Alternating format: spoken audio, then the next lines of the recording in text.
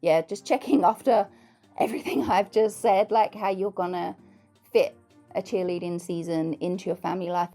Hey, are you ready to open the next cheer chapter? I'm Allison Sack with over 20 years in the cheerleading industry, and somehow I ended up as an author too. I'm here to give it to you straight. No fluff, useful tips, and all the quirks from life on the mats and in the books.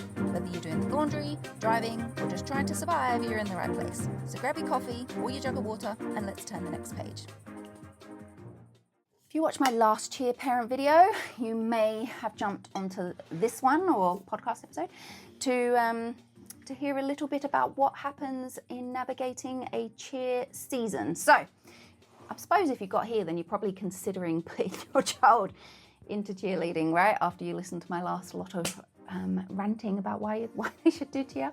But basically, this will be quite a short chapter, I believe. You never know with me, to be honest.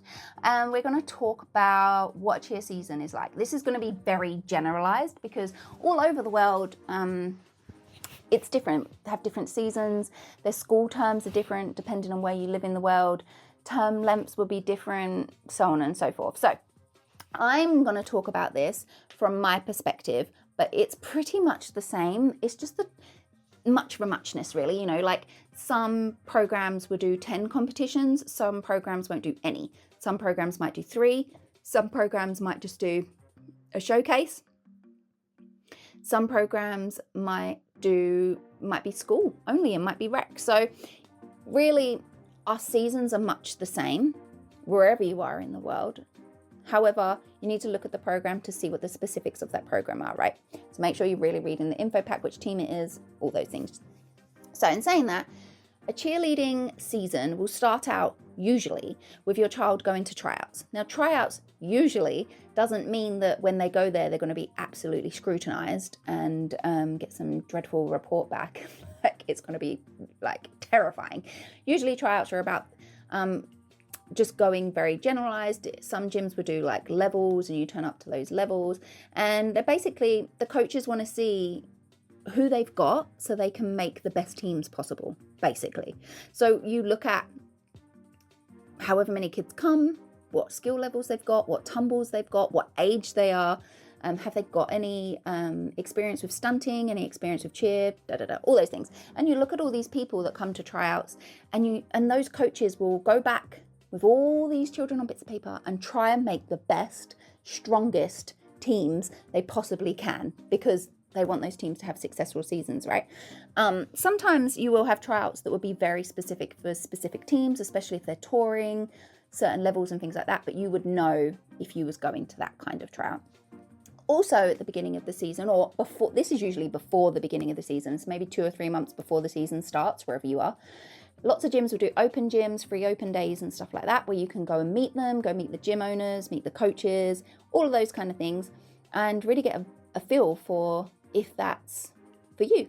So that's a really good thing to do as well. And then once they've gone through that, you'll get your team placement, find out what team you're on. Maybe you might even want to do crossovers. Like crossovers are fun and doing 2 teams. I really found athletes that do 2 teams and do different roles just progress so well, make so many friends and just really rounded. Sometimes there'll be a base on one team, a flyer on another. There might be a tumbler on one and a back spot on another. You know, you get like lots of different experience in different spots. It's, yeah, crossover teams is good if you can do it, but it's a lot more, right? It's more commitment. So after that, then you start your training. So starting training, teams will usually start out learning basic things at the beginning of their first term. They're working out groups, who's going to work with who, what skills they can do.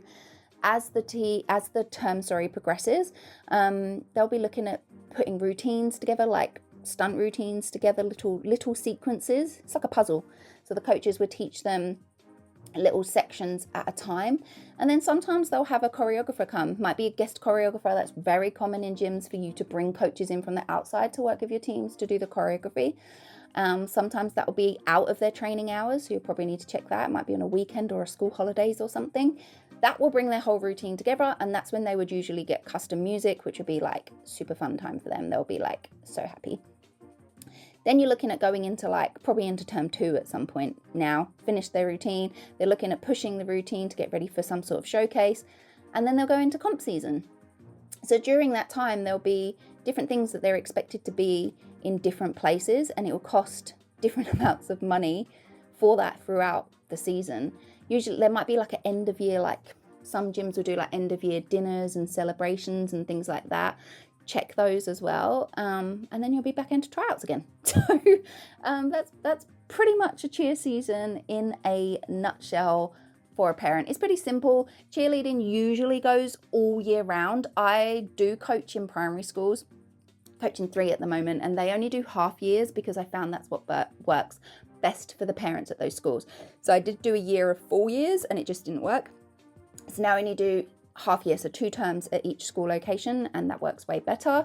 So you need to make sure you know what you're signing up for, and read and question and talk to your coaches, and communication is like key. Like if any of my parents have questions, I'm like, just text me. I have a work number, just text me and I'll reply to you when I can. But I would rather them message me the question and then I can direct them to where to get the answer, or tell them the answer, and then everybody knows what they're doing. So much more simple. And supporting your athlete is a really good idea through that season, getting them to practice at home, letting them listen to their music, getting them to listen to their music, getting them to count, practice their facials, stick them out in the garden, getting them doing their routine, all those kind of things. Arranging maybe like cheer bestie, like play dates, and come over and hang out and practice their counts together. I have some parents that do that and it's so cute, and they send me little videos and stuff and I love it. Budgeting for all of your costs, because cheer comes along with different fees usually. If we're talking all-star, right? So you'll have like term fees, which is the fees for what you're paying for them to actually be coached in their classes, and they might be tumble classes as well as their cheer classes. Then you'll have event fees, which would be costing out anything from showcase to competitions, maybe tours, probably got their team music in there, the pay for coaches while they're at competitions, anything like that would probably be in like an event fee type thing. They might call it something else, but there'll be that. There might be training uniform fees, there might be competition fees. Every gym will structure how they charge the fees differently. Some might do it in different like groups, some might call them different things, some might separate them, some might invoice everything individually. You just need to check that and be aware of when these costs are going to be and what your options are to pay them. And the other thing is family balance. So yeah, just checking after everything I've just said, like how you're gonna fit a cheerleading season into your family life, and is it going to work? And if not, then what are you going to do instead? Is there anywhere else for them to go? Is there somewhere else that they could be? Just giving different options and looking at it. And that's pretty much a snapshot of a cheer season. So I hope that was helpful rundown, got some like cogs ticking in your brain, and maybe even answered some questions. If not, send them through. Thank you so much for listening to me, and I will see you in the next cheer chapter.